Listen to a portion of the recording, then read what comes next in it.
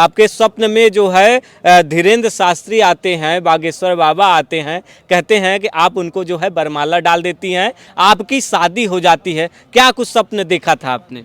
तो उनको ऐसा है उनको वैसे मैं प्राणनाथ बोलती हैं, सब जानते हैं और हर जगह टाइटल सबको, अब इसको अच्छा कह लो बुरा कह लो, सबको ये लग रहा था कि मैं प्राणनाथ क्यों कहती हूँ। देखिए ये मेरी निजी भावना है। यार जी ने एक बात कही थी अगर आपके इतना ही चमत्कार अगर आप इतना ही दिखाते हैं तो जोशी मठ में जब इस तरह से आपदा आई थी तो आप उसमें जो है दीवारों में जो चीजें हुई थी, जो दरारें पड़ी थी, उसको भर दीजिए। अगर आप क्योंकि एक मजमा लगाते हैं, मजमा लगा करके आप चमत्कार करते हैं। आप एक साइंस की स्टूडेंट हैं, इसलिए मैं आपसे सवाल कर रहा हूं। आप क्या बताना चाहेंगी, क्या वाकई चमत्कार होता है या वाकई जो धीरेन्द्र कृष्ण शास्त्री जो उन पर आरोप लगता है पाखंड का, पाखंड करते हैं? ये तो गलत है। पाखंड तो बिल्कुल, ये शब्द बिल्कुल उनके लिए तो बिल्कुल ही उपयुक्त है ही नहीं। बहुत शिवरंजनी तिवारी की सबसे ज्यादा तब चर्चा हुई जब एक कलश यात्रा निकालती हैं। कलश यात्रा जब लेकर निकल रही थी, कहा जा रहा था कि ये बागेश्वर बाबा यानी धीरेन्द्र शास्त्री से शादी करने का संकल्प लेकर के निकली हैं, क्योंकि परमहंस आचार्य गुरुदेव ने कहा है कि इनको जो है स्वप्न में धीरेन्द्र शास्त्री से शादी हो गई, इसीलिए कलश यात्रा निकालती हैं। हम यह सारी सच्चाई को भी जानेंगे कि बहुत बहुत स्वागत है, आप अयोध्या पधारी हैं श्री राम की नगरी में। 550 वर्षों का श्री राम का एक बार 14 वर्षों का वनवास खत्म हुआ था, इस बार 550 वर्षों का वनवास खत्म होने जा रहा है। क्या कहना चाहेंगी? ये हमारे लिए और खास करके मेरे लिए बहुत बड़ा सौभाग्य का दिन है कि मैं अपने राम जी को अपने सामने से स्थापित होते देख रही हूँ।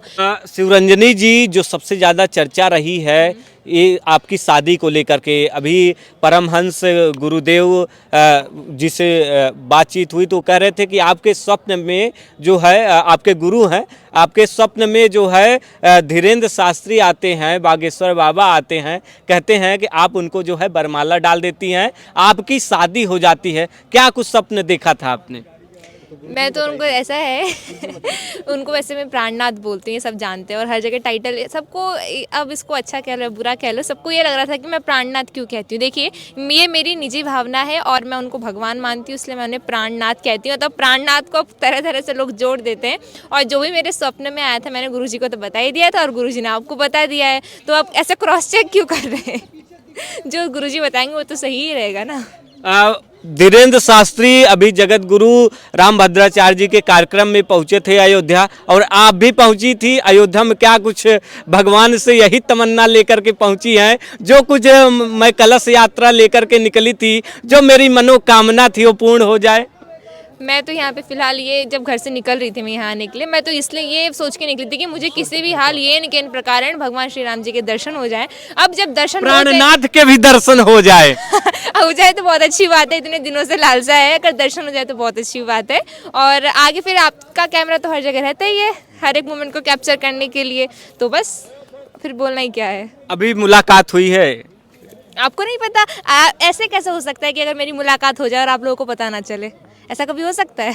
नहीं, बहुत सारे लोग गुपचुप तरीके से मिल लेते हैं, फिर कहते हैं बाद में बताएंगे, आपको पता चलेगा। आपकी नज़र से कोई बच सकता है? ऐसा कोई है जिसको न्यूज़ ने छोड़ दिया हो, या कैमरामैन जो जर्नलिस्ट होते किसी को छोड़ देते हैं और इतनी बड़ी बात हो जाएगी और आप लोगों को पता नहीं चलेगा? ऐसा हो सकता है? अच्छा, आप MBBS कर रही हैं, जो आपके प्राणनाथ हैं, हाँ, धीरेन्द्र शास्त्री जी हैं, वो आध्यात्मिक चीज़ें बताते हैं लोगों को। आप जो है साइंस से हैं, आप मेडिकल फैकल्टी में हैं, आप MBBS कर रही हैं, तो क्या कहना चाहेंगे? मतलब कि एक तरह से कहें कि उनका कोई दूसरा क्षेत्र है, आपका कोई दूसरा क्षेत्र है। ये सवाल वो तो ठीक है, उनका क्षेत्र जो भी है, लेकिन जो मेरे से ही जो सवाल सबसे ज़्यादा होता है कि मैं पहले तो सबसे पहली बात, मैं बचपन से भजन करते रही, भागवत कथा, राम कथा, ये सब करती रही। फिर उसके बाद अचानक से ये कैसे रुझान हो जाता है कि अचानक से कोई व्यक्ति ऐसे जो आध्यात्मिक रहे, धार्मिक फील्ड से रहे, वो अचानक से साइंस में कैसे ज्वाइन होता है। तो इसकी प्रेरणा थी मेरा ये कोविड का काल, और जब कोविड काल आया सबसे ज़्यादा जो लोगों के ऊपर मुसीबत रही वो थी डॉक्टरों की कमी। तो मैंने सोचा कि मैं अगर, वैसे भी मैंने 12th में जब 11th मैंने आर्ट्स नहीं लिया लिया था, मैंने साइंस ऐसे ही पढ़ लिया था, उस समय कुछ था नहीं। लेकिन फिर मैंने देखा कि जब मैं साइंस ले ही चुकी हूँ तो क्यों ना मैं नीट की तैयारी करके MBBS में जाऊँ। तो मैं जो MBBS की तरफ मेरा जाने का सपना था वो इसलिए क्योंकि कोरोना में बहुत ज़्यादा बड़ी महामारी रही। और उसके बाद में मैं खुद आध्यात्मिक फील्ड से हूँ। देखिए, दिल तो मेरा सनातनी है, अब मेरा प्रोफेशनल चाहे जो कुछ भी हो जाए, लेकिन मैं तो एक सनातनी ही हूँ ना। तो जैसे मैं एक सनातनी भी हूँ, साथ में एक विज्ञान को भी लेके चल रही हूँ कि मैं MBBS के आगे डॉक्टर बनूंगी, मुझे आगे ऑन्कोलॉजी डिपार्टमेंट में जाना है, कैंसर रिसर्च डिपार्टमेंट, मेरी मम्मी भी है तो मैं भी उसी में जाना चाहती हूँ। तो जैसे ही मैं सब कुछ मैनेज कर रही, वैसे आगे सब कुछ मैनेज हो जाएगा। चमत्कार को नमस्कार जो धीरेन्द्र शास्त्री का जो सबसे ज़्यादा इसलिए विवाद में रहे क्योंकि वो चमत्कार करते हैं। तो क्या कोई कहता है को जो धीरेन्द्र शास्त्री आपके जो प्राणनाथ हैं वो ढोंग रचाते हैं, वो पाखंड करते हैं, आप क्या मानती हैं सचमुच में क्या वो चमत्कार करते हैं? देखिए, अब लोग तो कुछ भी किसी को कहते रहते हैं। चमत्कार को नमस्कार जो ये बिल्कुल स्लोगन चल गया है, कई लोग कह रहे हैं हम नहीं करते, कई लोग कहते हैं हम करते हैं। मैं तो कहती हूँ कि ये परम पूज्य धीरेन्द्र कृष्ण शास्त्री जी महाराज पे हनुमान जी की विशेष कृपा है ये। और मुझे नहीं लगता ये कोई चमत्कार है, ये जब तक भगवान की कृपा नहीं हो सकती ये नहीं हो सकता। और जो भी वो कर रहे हैं ये सिर्फ और सिर्फ बालाजी महाराज की कृपा है। शंकराचार्य जी ने एक बात कही थी अगर आपके इतना ही चमत्कार अगर आप इतना ही दिखाते हैं तो जोशी मठ में जब इस तरह से आपदा आई थी तो आप उसमें जो है दीवारों में जो चीजें हुई थी, जो दरारें पड़ी थी उसको भर दीजिए। अगर आप क्योंकि एक मजमा लगाते हैं, मजमा लगा करके आप चमत्कार करते हैं। आप एक साइंस की स्टूडेंट हैं, इसलिए मैं आपसे सवाल कर रहा हूं, आप क्या बताना चाहेंगी, क्या वाकई चमत्कार होता है या वाकई जो धीरेन्द्र कृष्ण शास्त्री जो उन पर आरोप लगता है पाखंड का पाखंड करते हैं? ये तो गलत है। पाखंड तो बिल्कुल, ये शब्द बिल्कुल उनके लिए तो बिल्कुल ही उपयुक्त है ही नहीं, बहुत ज़्यादा गलत शब्द है। और हर किसी के ऊपर ये कृपा नहीं हो पाती। नहीं तो अगर हर कोई अगर ऐसा चमत्कार दिखाने वाला होता तो इससे सबसे ज़्यादा चमत्कार तो जादूगर दिखाता है, उसको भी सभी लोग भगवान मान लेते। लेकिन परम पूज्य धीरेन्द्र कृष्ण शास्त्री जी महाराज में कुछ तो बात है, तब तो इतनी पूरी दुनिया उनके सामने नतमस्तक है। हिंदुत्व का जो है सनातन धर्म की बात करते हैं, बढ़ाने की बात करते हैं, शायद इसलिए भी लोग जुड़े हों। क्या आप क्या मानती हैं?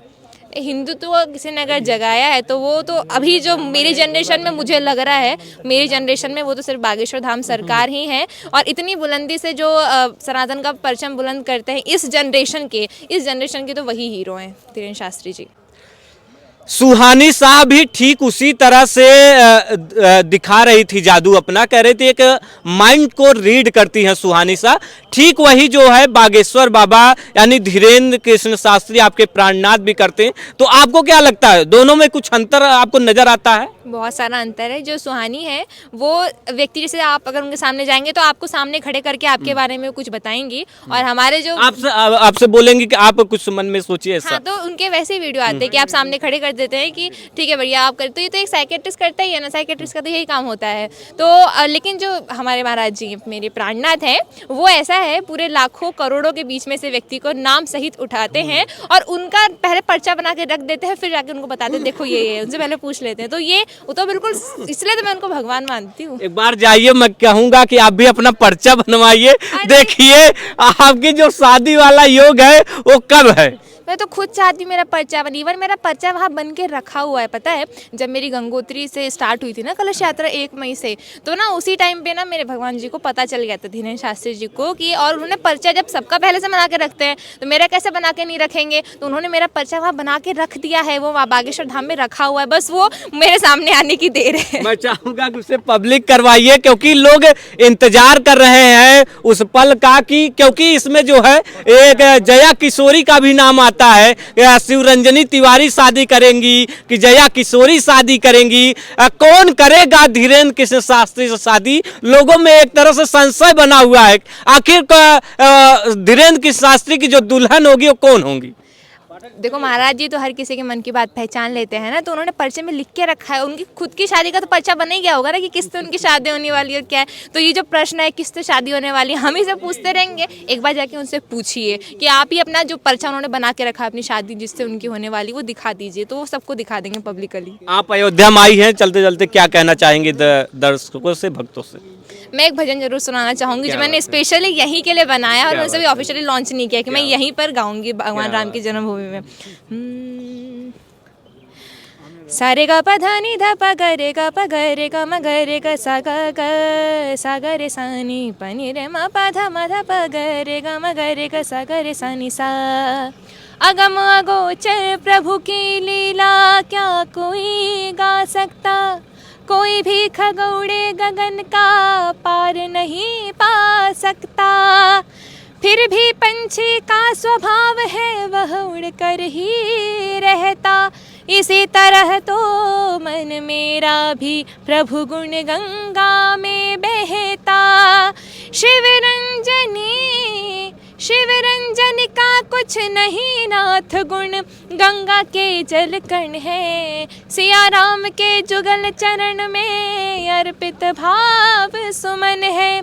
पावन शिव रंजनी प्रभु लीला गुण गायन में, ठाव ठाव अंजनी के लाल की संभाल है। राम रंग में रंगी चुनरी मेरी भीगी, मेरी चुनरी सखी रे अमर हो गई। छूट गए सारे दाग धन्य छूने के भाग, सारी दुनिया को इसकी खबर हो गई। राम रंग में रंगी, राम दर्शन की प्यासी, राम चरणों की दासी।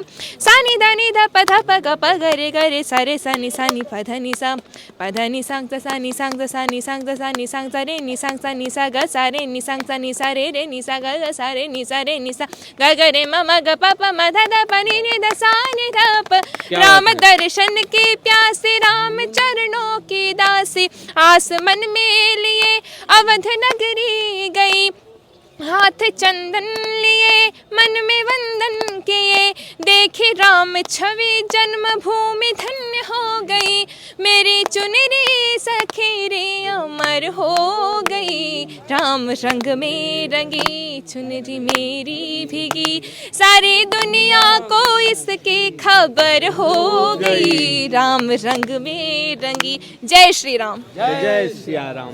अभी हमारे साथ खास बातचीत कर रही थी शिवरंजनी तिवारी जी, जो सबसे ज़्यादा चर्चा इनका इसलिए रहा क्योंकि बागेश्वर धाम धीरेन्द्र कृष्ण शास्त्री से इनकी शादी की चर्चा है। और आप क्या सोचते हैं, अपनी राय हमें जो है कमेंट बॉक्स में ज़रूर जाहिर कीजिएगा। मिलते हैं नए वीडियो के साथ, तब तक लिए जय सिया राम।